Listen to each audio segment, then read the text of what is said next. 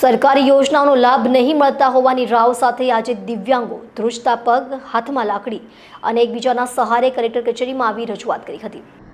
દિવ્યાંગોને અધિકારીઓ સરકારી લાભ નહીં અપાવતા હોવાની ફરિયાદ ઉઠી છે।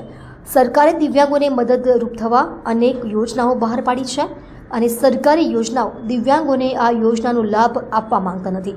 આજે સુરતમાં કલેક્ટર કચેરી ખાતે દિવ્યાંગો પહોંચ્યા હતા। અંત્યોદય યોજના અંતર્ગત અધિકારીઓ લાભ ન આપતા હોવાની દિવ્યાંગોએ રજૂઆત કરી હતી। ધ્રુજતા પગ, હાથમાં લાકડી અને એકબીજાના સહારે કલેક્ટર કચેરીમાં આવી દિવ્યાંગોએ જિલ્લા કલેક્ટરની રજૂઆત કરી હતી। દિવ્યાંગોએ જણાવ્યું કે સરકાર યોજના બહાર પાડે છે પરંતુ અધિકારીઓ તેનો લાભ આપતા નથી। હસમુખભાઈ ચોપડા। હસમુખભાઈ ક્યાં આવ્યા છો અને શા માટે? અમે કલેક્ટર કચેરી આવ્યા છીએ। દિવ્યાંગોને જે અંત્યોદય અને બીપીએલ કાર્ડ યોજનાનો લાભ મળવો જોઈએ નથી મળતો। રજૂઆત કરવા છતાં 5-5, 6-6 મહિના થઈ ગયા અને એ ઓન પેપર જ છે। એનો અમલ કરાવવા માટે થઈને અમે અહીંયા આવ્યા છીએ।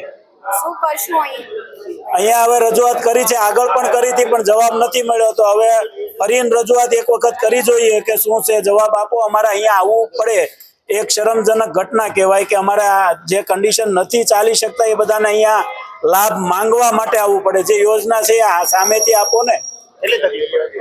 અમારે ચાલવામાં જો બધાને જાણે જ છે કે દિવ્યાંગોને કેટલી અગવડતા પડે। એ આખા સુરતમાંથી બધેથી દરેક ઝોનમાંથી અહીંયા આવ્યા છે તો એને કેટલી પડે એ તમે મીડિયા લોકો જાણી શકો છો કે કોઈના સહારા વગર ના ચાલી શકે એને અહીંયા આવવું પડે।